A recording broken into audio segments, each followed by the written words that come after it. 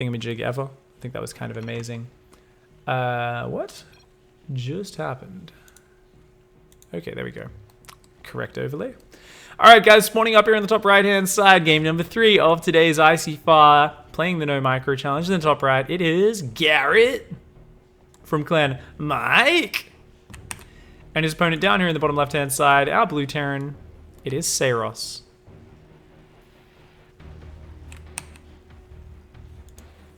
Looks like Saros gonna be going for a nice early SCV scout. This is Proxima Station, by the way. A map I haven't spent a lot of time actually looking at all the little details on.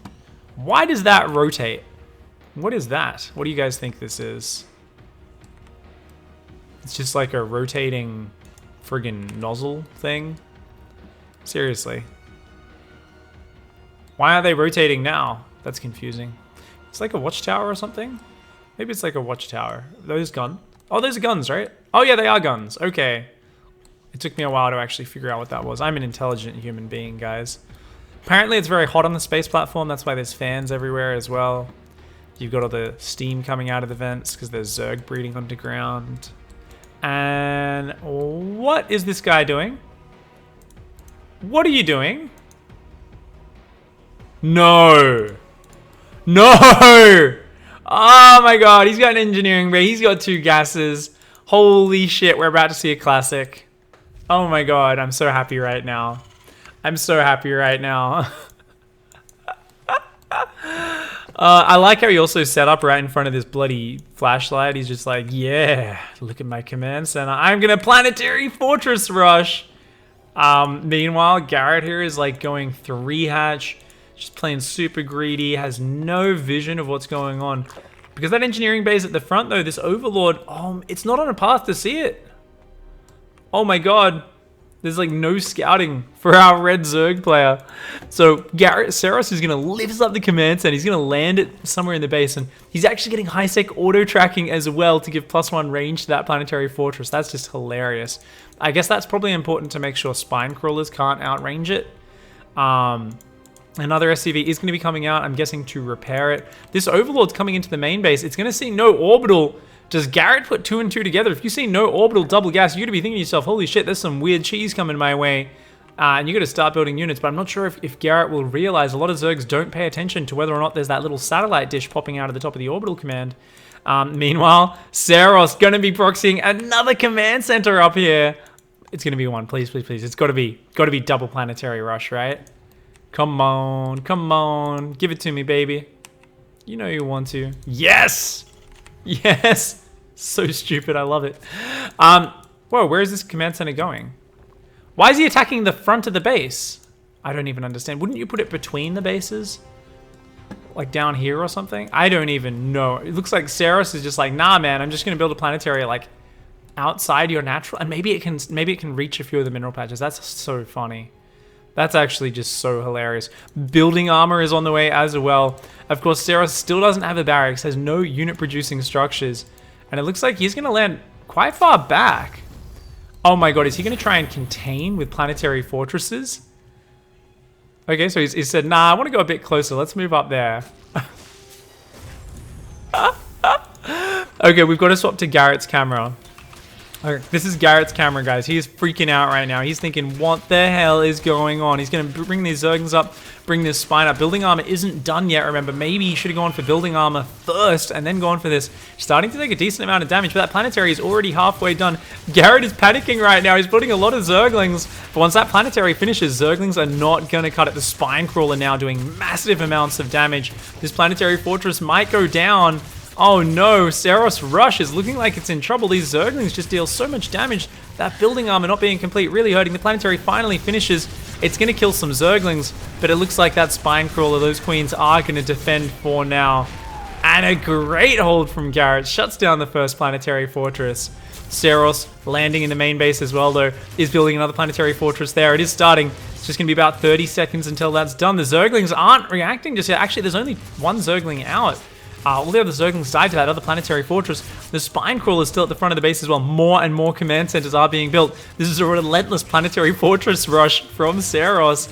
And Garrett is freaking out right now. Garrett has stopped injecting, so he's actually super super low on lava. More and more Zerglings are coming out, though. Building armor is done now, keep in mind. That's why this planetary is lasting so long, even with so many Zerglings attack it. Because it has 3 armor. The Zerglings are only doing 2 damage a hit, and this time the Planetary Fortress once again going to clean up all the Zerglings and going to have hit points to spare. So looks like there's going to need to be a lot of transfuses on these Queens and Spine Crawlers if they want to keep this alive. That Planetary Fortress is trying to build SCVs. Oh my god, he's building SCVs out of it. He's going to start repairing. Holy shit, Saros, you god. The Spine Crawler goes down. No transfuse from Garrett. Didn't focus down the SCV either, and Garrett here panicking, freaking out. Looks like he's going to be taking massive damage. He started droning. No, you need units. You need fighting things. Almost all the Queens go down as well. Saros has set up this position. Meanwhile, another planetary about to hit the front of the base. Meanwhile, at home, the wall is down. Little does Garrett realize there's literally nothing that can shoot in the entire Terran base back at home. And this is just absolute chaos. Another planetary is going to move in here. It's going to build planetaries all around the Zerg bases. These Zerglings are going to go for the building orbital, but completely ignoring the planetary that's about to finish just outside his natural. Excuse me. Looks like Saros going to come in, going to start shutting down this whole area in that main base. This planetary is already almost finished, and these Zerglings going to work on that a little bit too late. This planetary on the left just chilling. This is just beautiful. Saros here pulling out the creative strats. And Garrett with no idea what to do against this. Trying to move Spine Crawlers down here, or trying to build Spine Crawlers. But you can't build it in range of the Planetary Fortress. That's not going to work too well. This Planetary Fortress up here going to finish as well. Well before that Spine Crawler finishes, Garrett's going to lose these Queens. Going to lose this Spine as well. And it looks like Saros is effectively just cornering Garrett. That Spine Crawler is going to go down. Gets a single token hit off before it does die. These Queens taking massive damage. Another Queen for Garrett. Just panicking out there. Garrett has 3.7k minerals right now. 700 gas. But is freaking out so hard he can't spend it right now. He hasn't injected in minutes on end. He's finally trying to build a Baneling Nest. No, you need Corrosive Bile. You need Corrosive Bile. It's free. Little does he realize he needs a bit of Corrosive Bile to deal with this. And realistically is still actually ahead in income since he is mining safely off 3 bases, because this creep means the Planetary Fortresses cannot get in range of those hatcheries. Oh, the SCVs just lured this Queen in range of the Planetary Fortress. Garrett wasn't watching. The Queen goes down. Meanwhile, Zergling's down here trying to stop this command center building. They really need to kill the SCV, though, if they want to stop that. They do not do enough damage. I'm pretty sure even building structures do get the extra armor from that upgrade, which is why the Zerglings are doing almost nothing there. And more planetaries are going down here in this main base. Spine Crawlers are trying to build in range once again, but I do think this planetary, keeps building them a little bit too close, does Garrett. And it looks like Saros is going to lift this off. Maybe going to move it up a little bit, put it right on the edge. Yeah, start zoning out that gas, maybe catching some of these drones as well. More and more spines are going down. Garrett just getting pinned in further and further. Of course, Saros is trying to win with no micro, but eventually you do need to build fighting units. Yeah, there we go. Okay. A couple barracks are going to be going down now. Going to be trying to get out some mobile fighting units. Burrow is on the way for Garrett. Garrett is injecting that main base. It's got a wall of Spine Crawlers going up. I mean, I'm not sure who's Trump here and who's Mexico, but all I know is that the Planetary Fortresses are winning. Because it's just wall versus wall.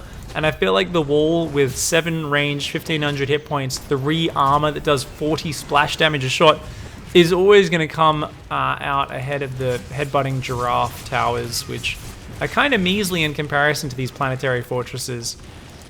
This planetary at the front still containing. Looks like he wants to build another command center down there at the front to completely shut him inside his main base. Not a bad idea. Those barracks are now finishing. He's going to start building factories here. Yeah, probably going to get siege tanks behind these Planetary Fortresses. That'll do a really good job. Drones going down. One of the gas in the main base going down. And it looks like Garrett actually doesn't have vision of that planetary. Didn't have high ground vision there. So now the planetary is going to finish and this Spine Crawler is going to get shot down. And from here, let's fast forward a little bit because, I mean, it looks like Garrett's just completely lost for what to do. So we'll put it up the speed ever so slightly. And I really want to see... I think Garrett's still got that Baneling nest, right? And he's got an immense amount of resources. But Banelings are not an efficient way to deal with planetary fortresses ever. Oh my god, Banelings are morphing. Oh, this is going to be so sad. This is going to be like a clinic on what not to do, guys. Don't run Banelings into planetary fortresses. Especially not when they're about to have siege tanks behind them. Oh my god, this is going to be so disgusting.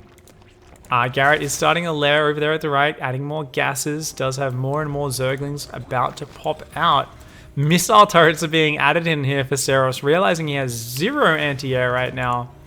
And it looks like still... Oh! Zerglings do go forward. One of them does get blasted down. More and more Lingbane. Oh, but it's not rallied safely. The Lings and Banes accidentally get tagged by that planetary. And all these units are going down. More and more units running into their deaths. Meanwhile, siege tanks are beginning to siege up. We've got a siege tank completely wedged in and trapped back there. But this siege tank already starting to work its way through. And Garrett only now realizes there's rocks that he can break down in the back. But it's a little bit too late to get that down. Siege tank up here in the main can reach all the way up here. I really want to see all these Banelings run in, but I don't think we're even going to get to see it. I think the tanks are just going to edge their way forwards and siege away at this Zerg force. Queens are going to come forward here. They might be able to snipe that one tank. But a lot of Queens are going to fall in return. These tanks doing really well. Oh, and now the planetary helping out as well. All those Queens do go down. Seros with the sick plays.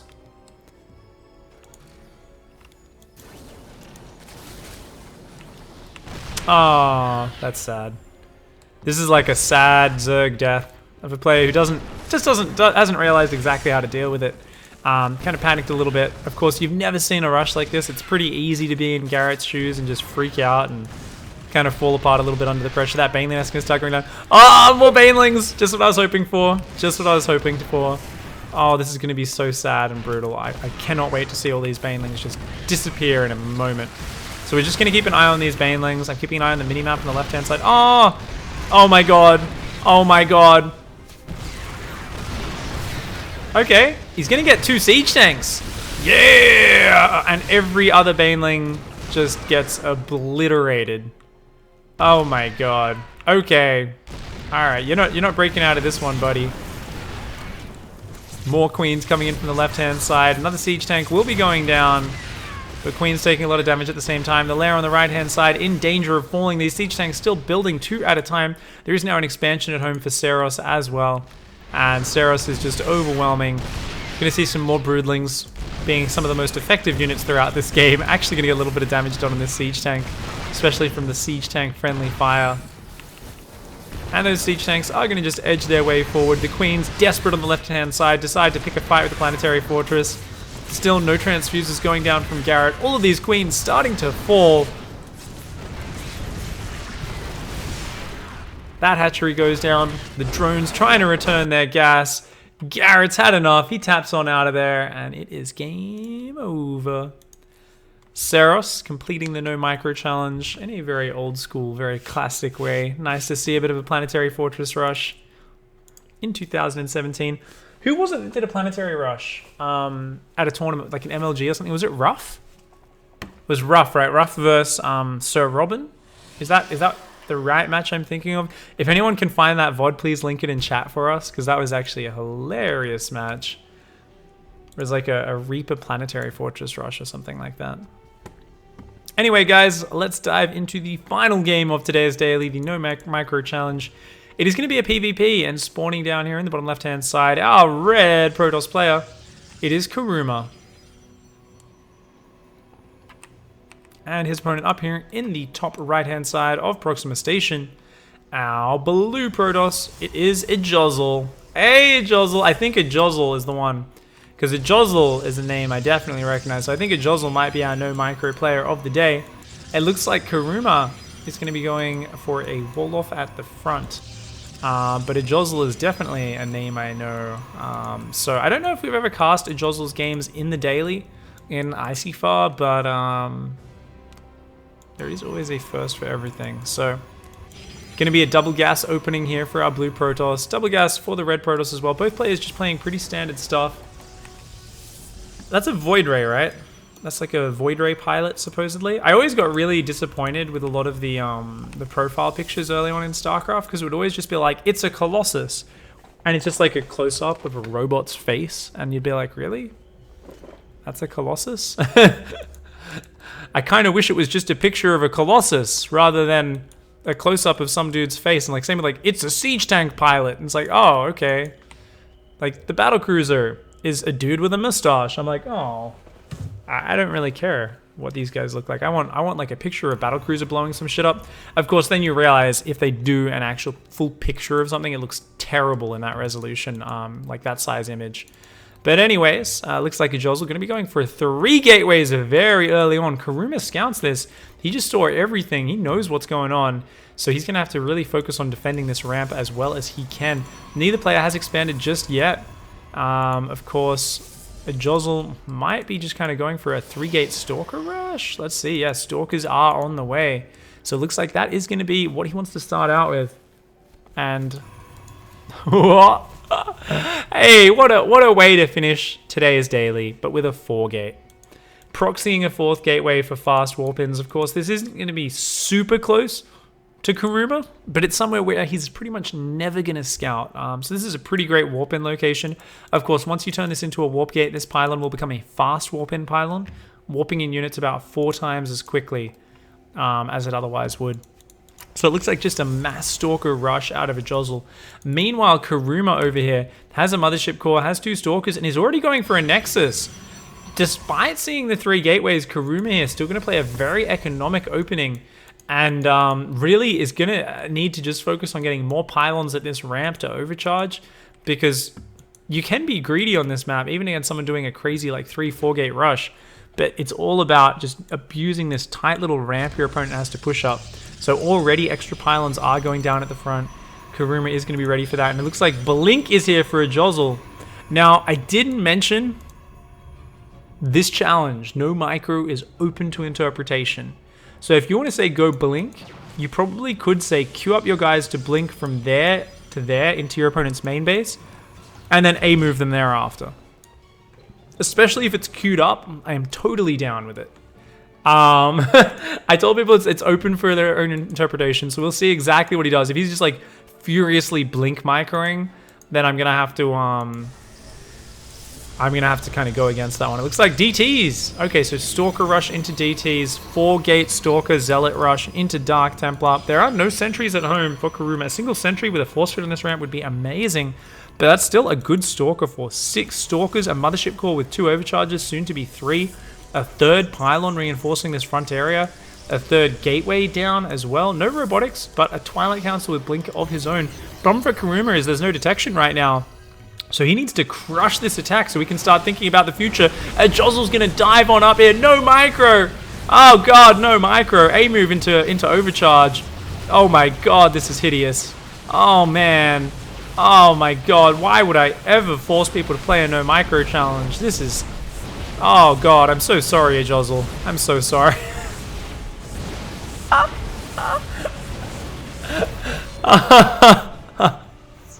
That was the most disappointing attack of all time. Yeah, you want like Charge Lord, something that are like a super A movie, not Stalkers, I think. But the Dark Shrine is finished, and there's still no Robo, so this attack has worked well enough just as a distraction. Kuruma here is going for Blink before Robo, super greedy, and 2 DTs, 3 DTs. I think Ajol's going to go with 3 DTs. Oh, the sentry's warping in. If Kuruma's watching, he might be able to force field this ramp because there's still no Robo down. Kuruma, you've got the money. Get a Robo, get a Forge, wall off, do something. Oh my God, is he going to do it? He's got to land a force field right now. He doesn't land the force field. The DTs are in, and Kuruma... Okay, nice force field there, but yeah, no, the DTs are still getting surface area. They're going to just charge straight on through these units. The Robo starts right there. At any point, the DTs can just click on that, and there is no way that it will get up. As Zealot walks in as well with this. Remember, these DTs can't be microed, so he actually can't click on that robotics. Shit. Oh my God, what should be an automatic win might not work because his DTs are chasing the Stalkers, but okay, one of those DTs turned around. The rest are chasing the Stalkers. At this point, more than anything, you want your Dark Templar to go and kill the probes, but he can't give that order. All he can do is give A moves. So Josel is trying to win by just rallying more units. These 3 DTs and 2 Zealots are just wasting their time chasing after these Stalkers. Great micro from Kuruma here. Kuruma just keeps kiting little bit by little bit, getting them further and further away. DTs are in that main base. They work through the gateways, but the Robos are all the way back there. That Zealot's going to get overcharged down. These DTs are going to focus down that pylon. They need to get in deeper. Needs more damage, damn it. He needs to get that Robo. Okay, but he used all the overcharge. There's no units out right now. There's no gateway production. Even though the Observer's going to pop, will he even be able to kill the Dark Templar? He needs to keep these Stalkers alive. And that, oh my god. That got depowered with that Observer at 90% production. And the Stalkers are luring the DTs into the mineral line. Potentially a huge mistake. If that DT turns around, these Stalkers are going to continue trying to run. That, oh my god, the Stalkers are going down. The Observers are out. He's got 2 Observers out of 2 different robotics, and he's got no units to actually kill the invisible Dark Templar of a Josel. The Robo goes down once more. The Gateway goes down once more. There are 0 fighting units on the map except for the single Mothership Core, which is trying desperately to work its way through all of these Dark Templar, but it just can't quite do it. More and more pylons are going down. Kuruma's got the money, but he doesn't have the production. And it looks like even with this Robo in the back, needs to start building an Immortal or something. But Kuruma, it's a little bit too little too late. And even after having the friggin' worst first attack of all time, oh my god. That was so funny actually, because like there is no way that should work. If Kuruma gets detection at all, it's like, you are so screwed. Even if the Robo's just like a little bit faster, luring those DTs away with the Stalkers is such a sick move. So that's kind of incredible. A move for the win, guys. Hopefully you enjoyed this kind of ridiculous and quite hard challenge today. I do want to I might even revisit some old challenges, some things like Blood Sacrifice, which is still probably my favorite challenge of all time, where people had to make sure 1 unit died every single minute of the game. So often you just have to kill your own unit if there's no fighting going on. But for next week, that is not the topic. The topic is restriction. That's the word. Restriction. So basically, you have to, at the start of the game, you need to type out to your opponent, I will not use, and 5 different unit names. Or you can just type the 5 unit names. They're not going to believe you if you say you're not going to use them anyway. So one of those units has to be a core unit as well. It has to be either a Zealot, a Stalker, an Adept, a Marine, Marauder, Zergling, or Roach. You need to restrict yourself from at least one of those units. You're not allowed to use, and a total of 5 units. So do that one. Send in your replays. The information is in Twitch chat, and it's also down below in the YouTube comments. Thank you so much for watching, guys. Hope you enjoyed today's daily. I will be back tomorrow with some more build orders, some more strategy talks. Thanks for hanging out. Don't forget to hug a watermelon, kick a walrus, and of course, punch a penguin to the cankle. I'll see you guys next time. Goodbye and good night.